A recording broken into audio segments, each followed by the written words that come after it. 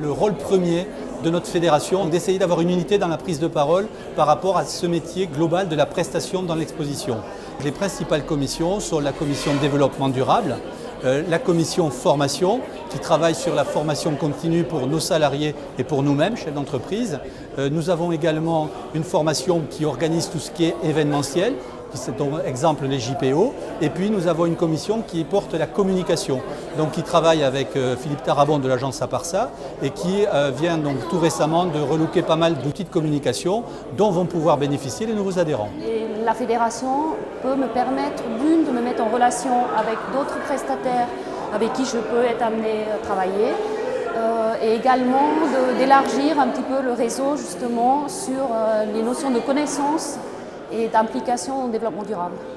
La complémentarité des métiers de la FFM sont pour moi un atout et ça me permet d'un côté de mesurer le degré de discours que je peux tenir et mes engagements que je peux tenir vis-à-vis de mes donneurs d'ordre clients et par ailleurs aussi de mettre en place des partenariats beaucoup plus rapprochés. Le fait d'adhérer en fait à la fédération fait que ça nous permet de nous regrouper, de communiquer avec tous les menuisiers, tous les monteurs et de centraliser un petit peu tous nos problèmes.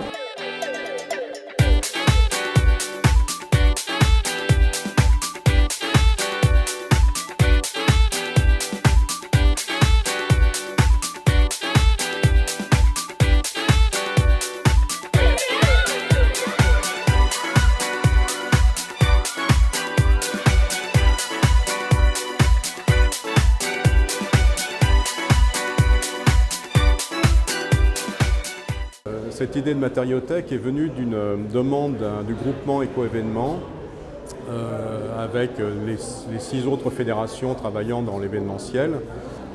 Et cette recherche de matériaux pour nos adhérents, les adhérents des autres fédérations, est une sélection pour choisir des matériaux éco-responsables qui gardent quand même un esthétisme et une vraie valeur dans nos métiers qui sont comme les métiers de communication.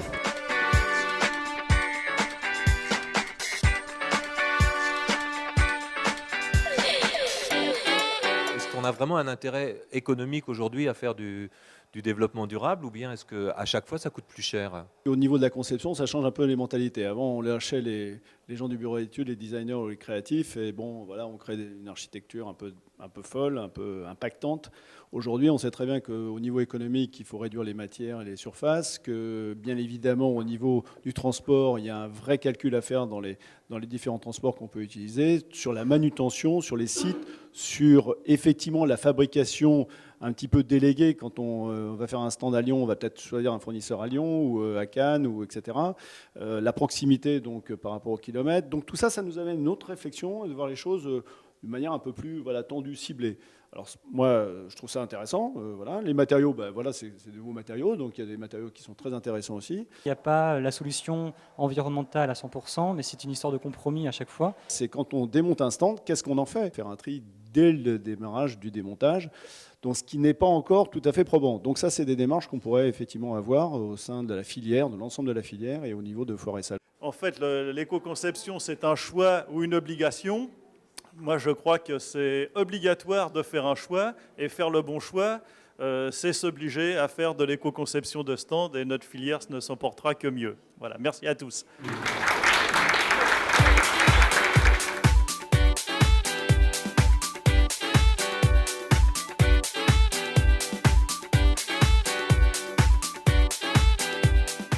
En fait, pour nous, l'intérêt, c'est de bénéficier d'une structure beaucoup plus solide que la nôtre et notamment qui assure en termes de lobbying et de représentativité vis-à-vis des instances et des ministères et de tout ce qui est organisme public, qui est beaucoup plus puissant que nous. Foire, Salon, Congrès, Événements de France a décidé de réunir l'ensemble de notre filière.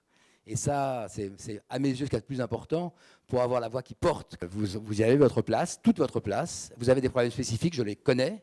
Et donc, je vous souhaite la bienvenue à FSCF. Merci. L'enjeu, il est d'être là demain et après-demain, à travers, encore une fois, le Média Salon, à développer avec les acteurs Foire et Salon, bien sûr, avoir une vraie résonance internationale. Alors l'importance du Mediasta dans une campagne de communication pour les annonceurs, on peut le situer, ce média-là, en 4e position en termes d'investissement publicitaire, derrière globalement la télévision, derrière la presse et derrière tout ce qui est marketing direct.